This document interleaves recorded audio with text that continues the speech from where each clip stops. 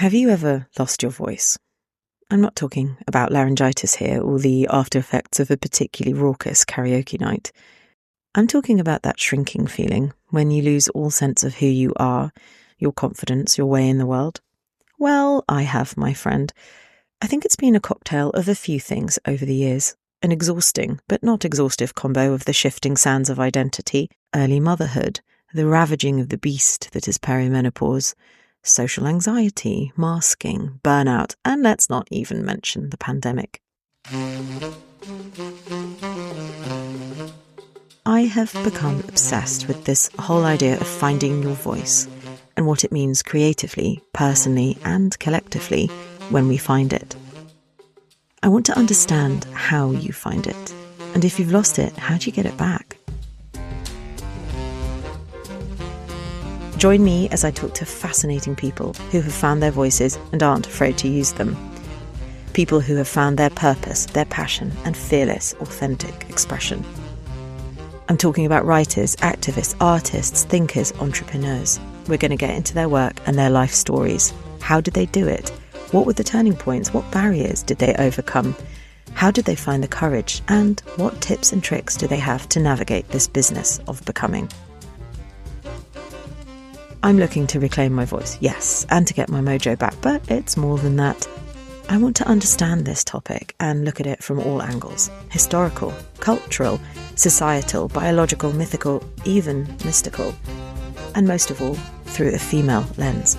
Let's not beat about the bush, it's mostly women I'll be speaking to, with the occasional brilliant man thrown in. But these conversations are for anyone who resonates with the quest. Everybody's welcome. Hi, my name is Jessie. I'm a writer by trade, a novelist by aspiration. I do not have the answers, not yet. I'm not a certified coach with patented life theories or a high-flying CEO with productivity hacks. I am no guru, but what I am is endlessly curious about other people and their stories. I've programmed and run a literary and storytelling event series for over a decade now, so I know firsthand the power that stories have to inspire and transform, and that's what we're here for. So, if you want to find your voice or to be inspired, if you're in a liminal state, a similar boat, if you just really like books or want to feast on the sweeping stories of amazing people's life and work, then this podcast might be for you.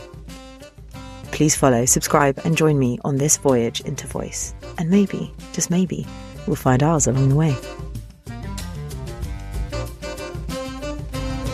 Welcome to Season 2 of the How You Find Your Voice podcast. After a very short pause, the conversation and quest to understand voice continues. Today, I'm talking to the brilliant journalist, podcaster, and author Alice Vincent about her latest book, Hark, How Women Listen. Hark is a beautiful, searching book about sound and silence. It's a book about music, motherhood, trauma, belief, and the inner lives of women.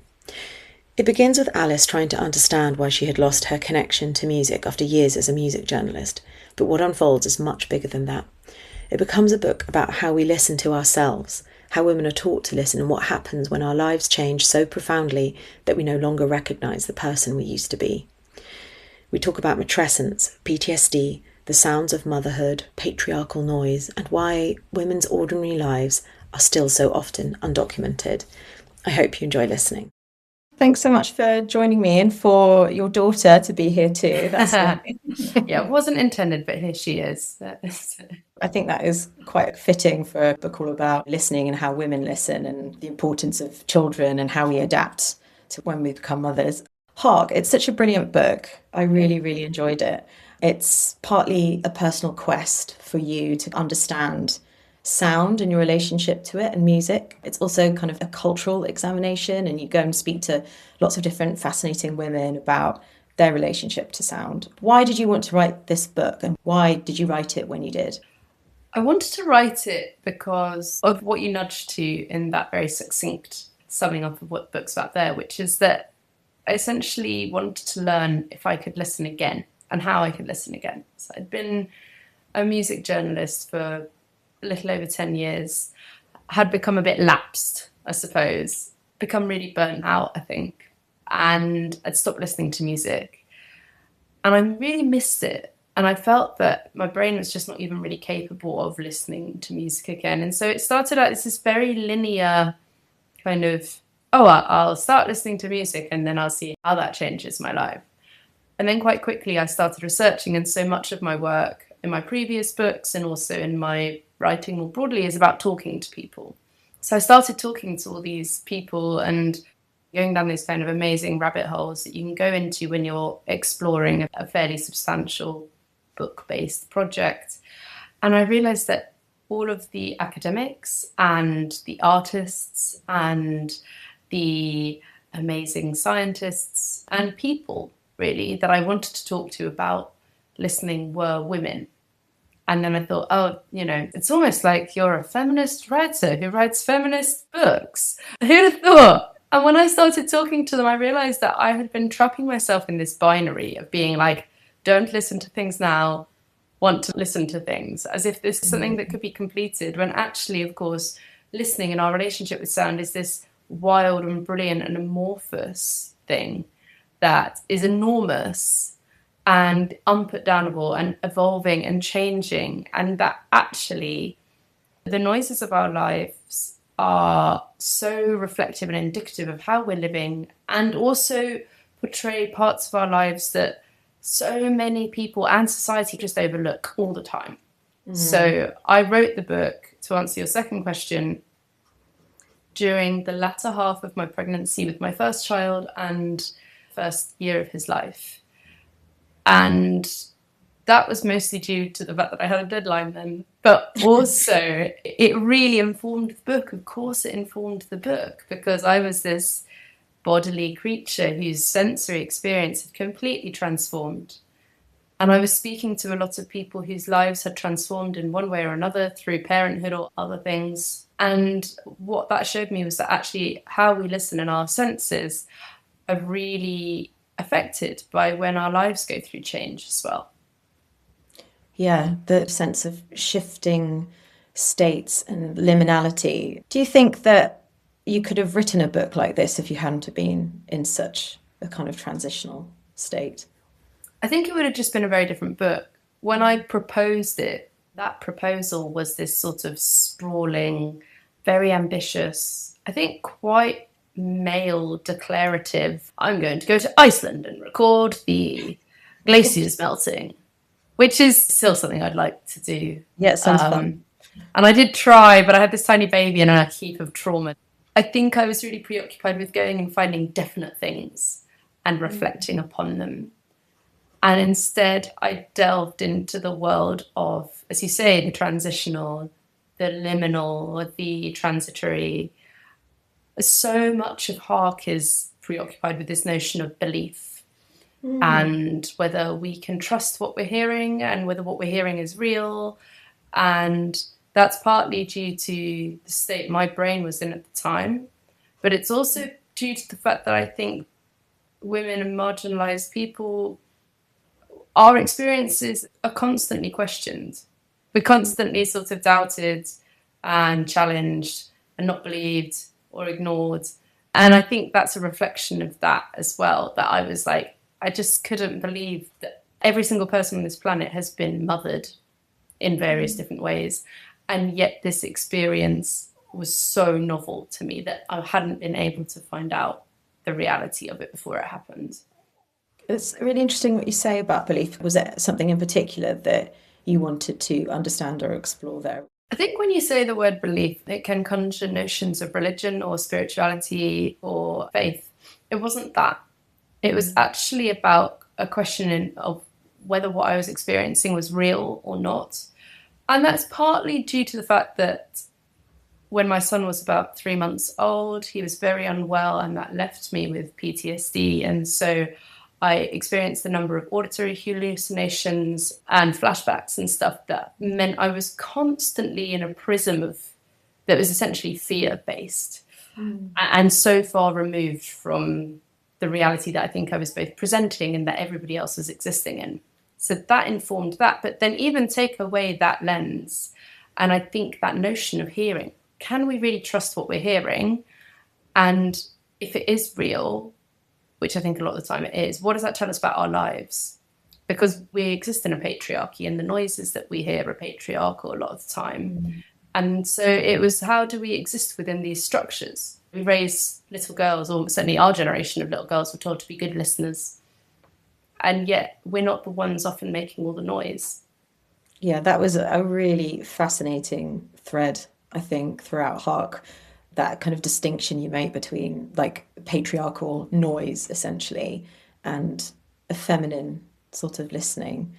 I was intrigued to find out at what point did that really come into the foreground for you? It seems like there were like a few sort of light bulb moments. I was aware of it because of my previous work, writing books like Why Women Grow, and also being a female person in this society. I'm aware of how much bullshit we have to put up with a lot of the time, for want of a better word. But it was something that I suppose became far richer and in many ways far more beautiful when I started researching, because the more women I spoke to, I realized actually we live these whole lives that are kind of undocumented and often extraordinary and shimmering and fascinating and just so wonderful. And a lot of that is all processed inside our head or within our small communities, within our sisterhoods. And it's kind of amazing. And yet it's just not written about. It's not spoken about a lot of the time. And I don't think I can pin all of it down. Of course, it's enormous and multifaceted. But I was trying to catch glimpses of that and build it into the experience that is Hark. Yeah, definitely. You talk about the patriarchal way of listening, not just the noise, but how you were a music journalist for many years. And you talk about almost it being like a slick, soulless machine of reviewing bands, listening to music and then writing about it. And I got the sense that there's like a right way to listen to things and there's judgment involved. And then through writing Hark, you became more aware of the unrecognized parts of the sounds of women's lives, and it seemed like it was quite a deep journey actually that you went on. Yeah, I think at the time it took me a long time to work out if I wanted a baby or not. And then I was very pleased when I was pregnant and I did successfully have my child. But my being and my identity hadn't caught up with the reality of the fact that I was now caring for this tiny, helpless being. And I think I'd brought in a lot of internalized misogyny about what motherhood was and what motherhood could be and what limits or not that could put on my life. And so I think I wanted to make sense of the fact that my life doing the dishes and entertaining a small baby and going to coffee mornings was just as valid and as important as when I was like going to 10 festivals in a summer and reviewing gigs and standing on the side of Glastonbury stage and the rest of it. And I think there was this moment, I got into a habit of going to wriggle and rhyme class at my local library. And I made friends there, and it was like such a lifeline at a time when you were like sleep deprived and lonely. And I realised that I was sitting on this carpet with the same woman I sat on the carpet every week with our kind of non-verbal children singing If You're Happy and You Know It and clapping hands. And I was like, why is this any less than going to a music festival? Why is this lesser than going to an after party? Like the act of communion, of shared listening experience, of shared music making, of revelry, of dancing, if it is the same, if not, it's probably better, having been to a lot of really tedious after parties. Like everyone's nicer here. There's more connection probably as well. There's a lot more connection. And I suppose that was then I was like, imagine if this was as hallowed as going to a show, what would that be like? But it's not, is it? Because it's traditionally the domain of women. Of course, fathers are so much more involved now. But yes, it's still associated with kind of a women's sphere, isn't it? And as you point out in the book, the music industry is essentially patriarchal. You give some very compelling stats of why that is the case. It's just very few women are able to make it to those upper echelons of the pop industry, and historically have never been able to. And traditionally, if a woman makes an album about her kid, I can think of a few off the top of my head. There's like Jessie Ware's made a motherhood album, Lily Allen made a motherhood album, it doesn't matter how good they are, they're these kind of strange death knells in their careers. The current exception, I don't actually know how it's performed in the charts, but Robin, the Swedish pop star, I'm completely obsessed with her, always have been. Anyway, she had a child a few years ago and has made this amazing record about not just motherhood, but also, because she was a single mother by choice, this sort of insane horniness she experienced as a result of the hormones of pregnancy. And because she was single, she was able to just go out and date, but she was also pregnant. So it's this really interesting, classically mad, quite sexy Robin album, which is also about breastfeeding. And I'm finding that really cool and really interesting. But I wonder how that will do, because traditionally women are just expected to keep up with boys in the music industry. There isn't an allowance for you to take your kid on tour. There isn't the space for you to have a postpartum body, let alone talk about these things. Yeah, that makes me think of Coachella and Justin Bieber and his set, and like how little he had to do. I didn't actually watch it. He had like a laptop, right? Yeah, like a laptop, and then you can compare it to what like women, and especially women of colour, have to do in order to, I don't know, be valid or accepted. It's quite stark what they're expected to do, isn't it, compared to a man in a hoodie? Do you think that's a fair assessment? I think it is. I was also thinking about Kanye West's Glastonbury show, which was, I think, 2017, which was very, very minimal and stripped back. Adele then went and did a very minimal stripped back show, but kind of not, because she was in this big frock and she was talking to everyone. It would be easier not to generalize if the statistics didn't back it up and the accounts didn't back it up. I mean, music still hasn't had its Me Too movement. And yet I know for a fact how much low-key prejudice and sexual assault and harassment goes on in that industry. It's still crooked. It's still not the same. I imagine, being a music journalist for many years, you must have seen some, sort of shady behaviour. Yeah, it wasn't quite the 70s, but it was fairly routine for older male artists to give female music journalists a pretty unpleasant time in an interview. Even just stuff like the way that you get treated in press tents at festivals. If you're a young woman, like, you're just not treated the same way. And you're given two options. It is beat them or join them, and it's really hard to beat them. So you do end up becoming this quite cynical, quite jaded person. You have to be the metaphorical guy in the leather jacket with the cigarette talking about how actually it wasn't that great. I remember being invited to a dinner before a gig by a PR and sitting down at a table with a load of male music journalists. And I will also say that there's a number of music critics in the UK press who are men and are lovely. I will say that. But within, honestly, about 30 seconds, someone was like, right, can you order your favourite Radiohead albums then? And it was like a starter for 10. It's like, this is meant to be like a sociable dinner and your only conversation tactic is to list albums. This is crazy. Yeah, it was just beyond a joke sometimes. So that's probably why I've never called myself a music journalist now, and I don't really write about music anymore.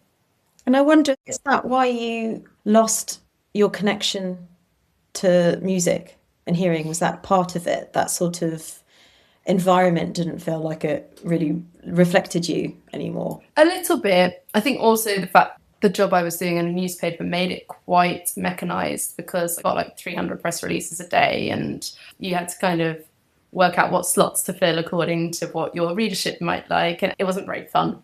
Frankly, that will knock it out. But I think it was a big part of it. Like, I was more, probably maybe wrongly, but I was more preoccupied with making sure I fitted in. Because if you didn't, and you didn't have the right opinions, then your career would suffer. And really, I wanted to write about music and I wanted to get the good gigs. So you have to toe this line of doing the thing to kind of progress your career. It did leave me in a position where I felt like I was wearing this kind of brittle armour, but it took me quite a long time to learn how to shed. And I think Hark is part of that. There is a lot of Hark that is a sort of explanation or an apology to the 16-year-old me who was a complete music obsessive and would like stay up on a school night to go to a show and be there when the doors open and watch all of the acts stone cold sober. I think I wrote to be like, look, it didn't work out. You had it and you stepped away from it, and this is why. And you discovered something else in the process. Yeah. And, you know, when this is going to sound like a tangent, but I hope it'll explain, when Hark was announced and came out, a lot of the questions I faced when talking about the book was, well, you write books about gardening, so why music? And I was like, well, a load of my music journalist colleagues were always like, why are you writing books about gardening? So it goes both ways. But for me, it's the same stuff, which is that gardening, the way I write about gardening, plants, or the earth, whatever you want to call it, is about connection, and it's about what in our lives makes this feel real, and what makes us feel human, and what makes us connect to one another. And with Hark, it's the same, right? I wasn't seeking to listen better to music. I was seeking to listen better to myself and to the other people around me, to my children, to my sisters. How could I be a better listener of the earth? And it did get woo-woo. I remember bumping into the head of my publisher at a party when I was still working on the manuscript. He's like, how's it going? It's like, it's getting quite woo-woo. We're getting into some wild territory here. But I also think that anything that isn't considered the standard patriarchal way of listening or doing things is often considered that way. Would you describe yourself as a spiritual person? Do you think that this was a spiritual quest in some ways? Personally, no. I think it was genuinely a book that I wrote to try and understand the woman that I had become now that I was a mother, but also now that I had grown out of an identity that no longer served me. And that identity of kind of cool music journalist, or shedding a lot of status stuff, I suppose, and wanting to actually connect to what mattered. And the one part of Hark which I really wanted to dive into deeper and wasn't really able to was how your listening changes if you're going through the menopause. As one of my interviewees spoke to it a little bit, but I really wanted to delve into it further, because I do think that one of the interesting things about women that is, I think, ignored far more than it should be, is that many of us are cyclical creatures. So we will feel different at different points of the month, at different points of the year, at different points of our lives. This seems to just be broadly ignored by like standard society, with the exception of some period-based adverts. Here is some monetization of the menopause. Like, isn't that mad that some weeks we are better at doing certain things than we are others, and that this serves purposes? And I do think that affects how we listen too, the same way it affects everything. My point is that I wrote this book for me accepting the part of identity that I am in now, but I really hope that it also gives people something to cling on to depending on what stage of their life they're in as well. Yeah, it's interesting you mentioned menopause, because I kept thinking about sort of all the different liminal times in a woman's life when I was reading Hark, and you do hark back to adolescence. There's quite a link between, because I think that was the time when you really felt so connected and invested in music, and that's obviously a very transitional time, and it's when a girl changes hormonally, and then also we have matrescence and motherhood. And there's science has proven that women's brains completely change in those three states, and menopause, which you just said just now. So I think that's really interesting. You interview someone who has misophonia, and I think that is definitely something that potentially could come out in menopause. Like, I think I'm perimenopausal at the moment. I'm 43. I'm definitely noticing certain sounds can be just that little bit more excruciating. And it's almost like a kind of a cliche of women talking about misophonia. Are there any other sort of ways that you thought about menopause, or is that something that you would like to speak to someone about? This happens with, I think, all of my books, to be honest. Like, once they come out, someone will come up to me at reading and be like, you should talk to this person. And it's like, you could write a whole other extra book, about it. And that's partly why I set up a podcast for Why Women Grow. And I'd love to do the same for Hark, because really this is the tip of the iceberg. Yeah. But the misophonia situation is fascinating. It always comes up. And invariably when I do an event, I ask people to do a show of hands. And the numbers always play out. So the very early studies into it, because it is a relatively newly researched condition, suggest that 20% of society, men and women, suffer from misophonia, which is the experience and the cognitive understanding of sound as being kind of unbearably loud. Mm. And these are everyday sounds that most of us ignore, like typing or switching on a light switch or eating. And yeah, 20% of the audience will normally put up their hands. There's a considerable chunk who are living in unbearable difficulty with noises being too loud. Or just excruciating in some way. Yeah. Yeah. Yeah, unbearable. And I think it changes as well in different points in your cycle, if you're a woman, or life as well, I think. Or trauma, I imagine, can play a part as well. Yeah. Did you experience sound differently when you were in the aftermath of the traumatic thing that happened to your son? Yeah, totally. It's something that is a kind of thread through Hark that actually only got written into the manuscript like days beforehand. Oh, really? Because I didn't want to make it all about me and all about this thing. And one of the sneaky things that happens with trauma is that it's very good at telling you that what happened to you isn't that big a deal, actually. So I was like, oh, well, loads of people's babies get really ill. Like, this isn't that big a deal. And then I had my husband read the manuscript. And he was like, you're kind of missing the elephant in the room. Like, you're not explaining.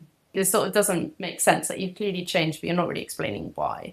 And then I started to write it in, which was really cathartic. But yeah, my understanding sounded completely different. It completely changed because suddenly my son's cry became an auditory trigger for me. When you have quite a young baby, they obviously cry a lot. And my brain would often just short circuit and be like, oh no, something horrible is happening to him.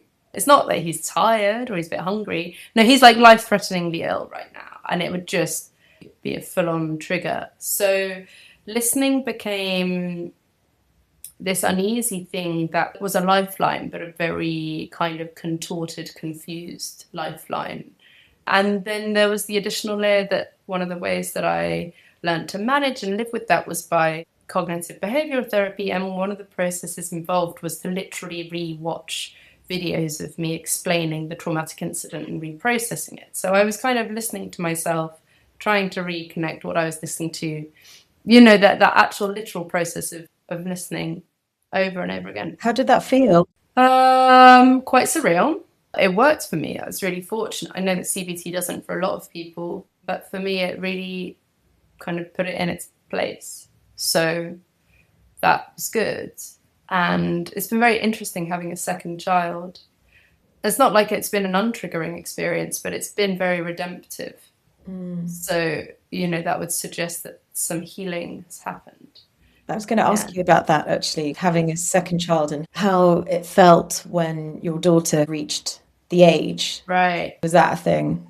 You know what? I was so terrified of it. I was so terrified of it because my son was 14 weeks old when he was ill. And this 14-week marker was something that almost haunted me in the anticipation of it happening.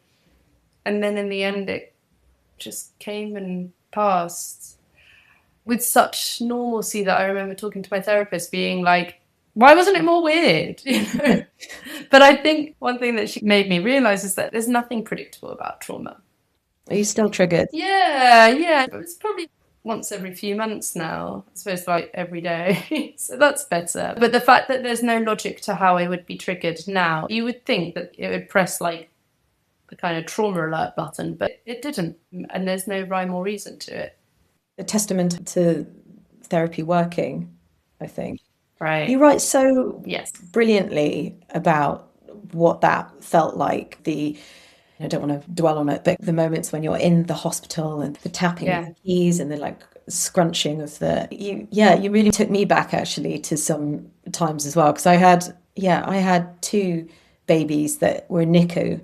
And I found it really moving, that part of the book and how you explain trauma. You made me think I should have sought out some therapy probably a bit sooner because it is that sort of like unexpected loop of when things prop up. And another part that I found I really resonated with was when you spoke to the artist Fanny. Oh, my heart for Fanny. She's just the most amazing person. So again, it's funny how with book writing you bump into these things and you can try and predict how it's going to go and get your interview sources in. And then like you'll just be thrown a whole curveball and you're like, okay, well, everything has to change now. And so I encountered Fanny's work 2 years ago. I think I was speaking in Bristol. And I saw you there, actually. I think there was it the Arnolfini? Yeah, That's when Hark had come out. Yeah, I remember feeling a bit teary in the audience. Oh, I loved that event. And so earlier that day, I had gone and seen the Acts of Creation show, which was curated by Hetty Judah. And that was also at the Arnolfini. And in it was this steel incubator with a speaker atop of it, which looked a bit like one of those bird feeders. That's like a dome. And inside the incubator was this very, very realistic, very intimate drawing of a very small, very vulnerable baby, who, as you'll know, Jessie, was all tubed up, NICU baby. And as you stood and looked at the baby, you heard the noises of the hospital and the noises of Fanny speaking and singing to her son. And I mean, even just recalling it now, it's powerful. It is the most amazing piece of work. And so I was like, God, I've got to speak to Fanny. I've got to see her. I've got to speak to her. And even though we're like geographically down the road from each other, the only way we'd get a call on this tight deadline was by doing a bedtime Zoom, like hiding from our children. Her son's about a year older than mine. And there isn't a lot of small talk in most of the chats I do in my work, but this was a sort of healing conversation I didn't know I needed.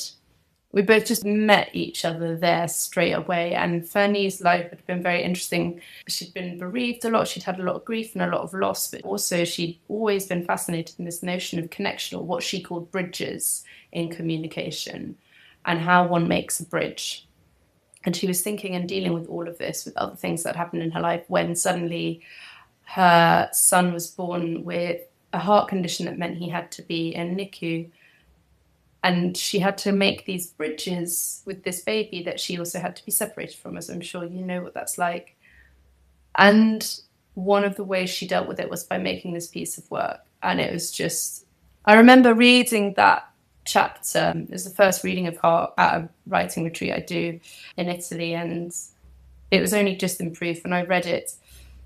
And I'd not really thought much about it before, but when I'd sort of finished, there were a lot of people who are very moved in the room. And I don't think that's got anything to do with me. I think that's all the work that Fanny's made, but also how many of us, that's the thing I've learned through this, there are so many of us who I'd kind of call walking wounded, whose children have been unwell, who know what it's like to sit at the side of a hospital bed, who know what it's like to go back into real life and have people say, well, at least they're better now. Yes. And that's where your whole experience goes. There's so many of us who are just existing in that space, and no one wants to talk about it because no one wants to talk about poorly babies.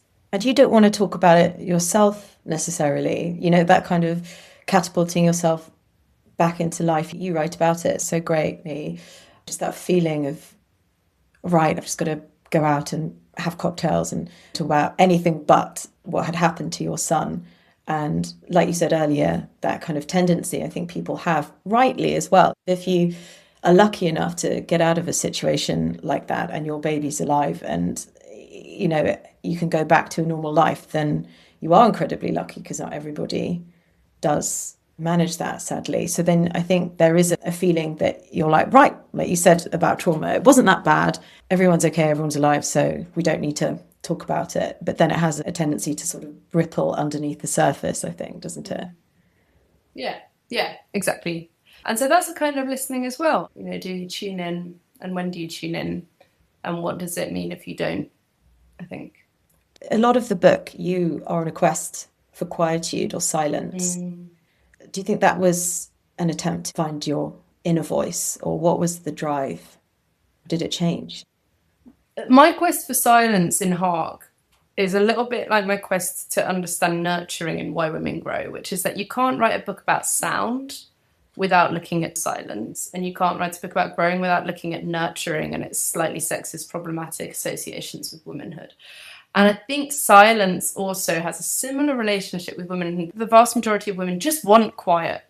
Like, it's this well-known thing, right? We're just like, I just want 5 minutes to stare at a wall. Whatever your caring responsibilities are, I think that's quite common. And so I wanted to look at it. I was like, number one, like, does quiet exist? And two, why do we fetishize it? Because I also know that quiet can be quite pernicious. And that actually, if you're older, there's a lot of people who talk about the loneliness of being older. And so I really wanted to explore it. I think when you say quiet, the place I think of was somewhere that we went on the other side of this, and maybe the first kind of awareness that I was maybe turning a corner in my recovery. And that was when we went to this incredible cabin just on the edge of a sea loch up on a peninsula in Scotland. It's very far away from anything. And it was amazing, but it was far away. And I was like, oh yeah, we'll go and have some quiet. And actually, all I heard was noise. I heard the noise of the burn or the river next to the house. I heard the noise of the birds. I heard the noise of the tide coming in and out. I heard the noise of the wind and the rain and the creaking of the cabin, which is made of these big, like, trees, felled trees. And I was like, oh, it's not that quiet. We want an absence of noise. It's that we want to be in a place where we can tune into it. And it's not horribly stressful. I always get a question when I'm on tour of like, how do we create more quiet in our lives? And it's like, it's never going to happen. It's not possible. It's never going to happen, but we can be in a place where we can accept and we can tune in. And I think we'll probably acknowledge what our lives are in the process. And appreciate the sounds as well. As I think a lot of what you say is about learning to hear in a different way. Of course, there's the deep listening section that was really fascinating, but yeah, to appreciate, like you said earlier, that these noises are as important or as valid or as beautiful and worth hearing as the more textbook sounds that you might associate with music or musicality. With the exception of leaf blowers and scaffolding being put up, which I maintain no one ever needs to hear ever again. No, that's true. We don't want to hear that. You know, there are certain things like, oh yeah, there is beauty to be found in this and this. Not in leaf blowers. No, not everywhere. I was interested in, because you said that you got the proposal for Hark approved, and then what was it? Did you say it's 4 days before you went into labour? It's basically So yeah, I sold the book 4 days before the baby. I feel like the baby knew, and it was like, okay, you sold the book, let's go for it. So yeah, so it really does chart that whole sort of matrescence, doesn't it? And I was just wondering, on a practical level, how did you go about writing it, and to layer on top of that, like the trauma and the PTSD you were facing? How did you physically?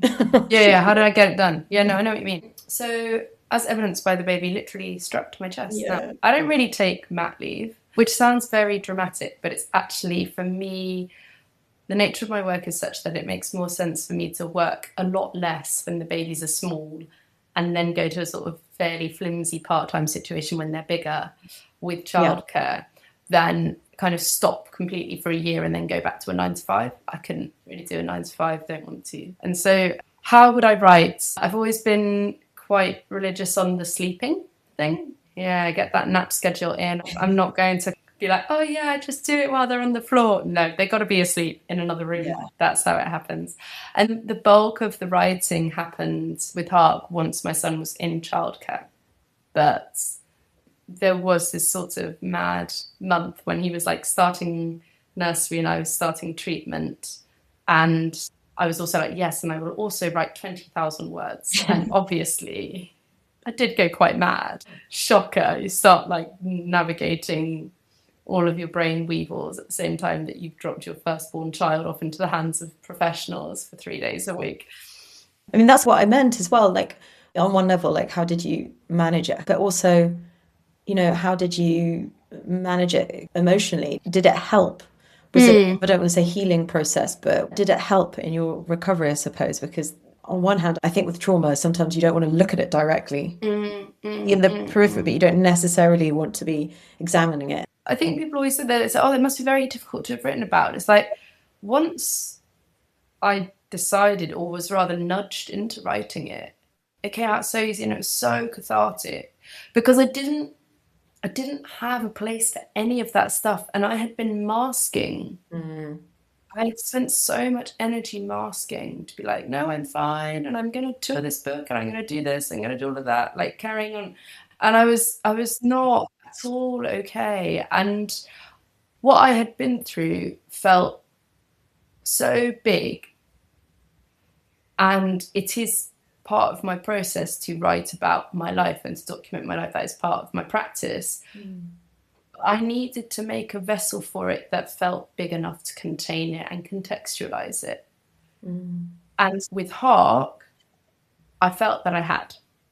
And so then I was able to kind of put that there and be like, this is what I went through. And if I seemed a bit insane during that time, this is why. This is it in my words. This is it. This is what happened. And I wanted to document it. And you know what? I did the same when my daughter was 11 days old or something. She was hospitalized and we were literally in the same ward, the next room down from where I'd been with my son. Like, it was like a kind of horror show of recurring trauma, like hurdles. And I was a lot better actually, but I wanted to document that as well. I wanted to draw her, I wanted to take photos, I wanted to write about it, and I did. And I think it's a part of validating what I'd been through, as if a means of trying to make real stuff that I'd really struggled to believe in the first instance. Yeah, that makes so much sense. And I suppose by documenting it, having spoken to other memoir or auto fiction writers, you know, you write about it and then you can almost put it to one side. Yeah. Because then it becomes something, it's what Lily Dunn says, then it's something other than... Right. And I think to a lot of people who don't do it, they're like, why on earth would you put the worst bits of your life into a publicly acceptable document? And I'm like, well, I don't really think about that when I'm doing it. It's sort of like a therapy session that you get paid for. It's weird. I can't explain it, but it did work. Do you feel at all vulnerable, sort of sharing? I guess Hark's we were more vulnerable. Yeah, the first memoir I wrote was all about falling in love with the person I ended up marrying. And I actually feel weird that exists now than this. Who cares about that? Like, clearly that worked out. But yeah, no, with this, because I don't think there's anything to be ashamed of. There's nothing to be ashamed of. It's a moving book. It's really, thought-provoking. I think you should do a podcast about it. I'd love to. If there's anyone listening who wants to sponsor a podcast about listening, yes, and women's lives, hello. I think it would be a great idea. What is the one thing that you would like people to take away from the book?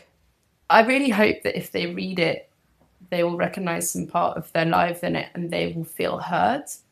But I also hope that they can understand by reading it that there's an awful lot of people who feel the way that they do out there too. And so this is a podcast about finding your voice. What does finding your voice mean to you? Courage. It means being brave enough to stand up and do what you think is needed for yourself or for others. It's having the courage to act on what your inner voice is telling you when maybe that feels a bit wild. What advice would you give to a woman who was maybe coming out of a period where she felt that she was disconnected from her voice and she wanted to find hers? What would you say to her?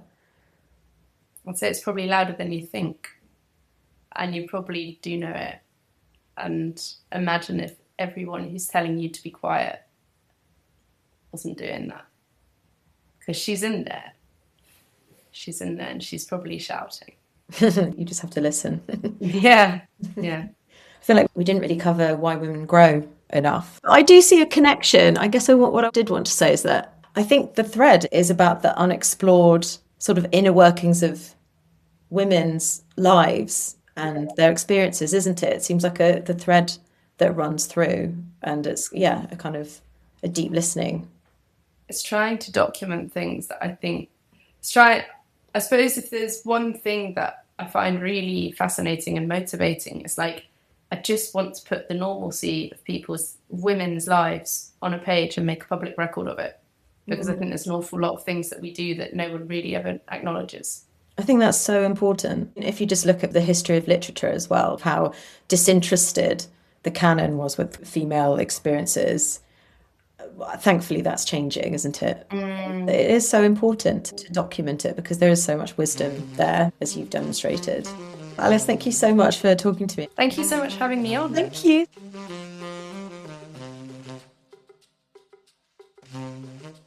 I loved talking to Alice. I really respect her mission to put the normalcy of women's lives onto the page, to document the unexplored, the overlooked and inner workings, whether that's through the prism of sound or the natural world. One thing that really stayed with me after the conversation was this idea of masking. How so often we contort ourselves to fit a mould that we think is acceptable or what's expected. Alice spoke about trying to fit into a patriarchal music industry or presenting as fine through her trauma and matrescence until she couldn't. I related to this so much. The answer for Alice came from therapy, yes, but also from listening to that inner voice and a willingness to allow old versions of herself to melt away, to meet herself where she was in that moment. What stayed with me most from Hark and from speaking to Alice was that finding your voice is about listening just as much, or maybe more, than it is about speaking. If you enjoyed this conversation, please follow the show and share this episode with someone you think might relate to it. Thank you so much for listening. Until next time.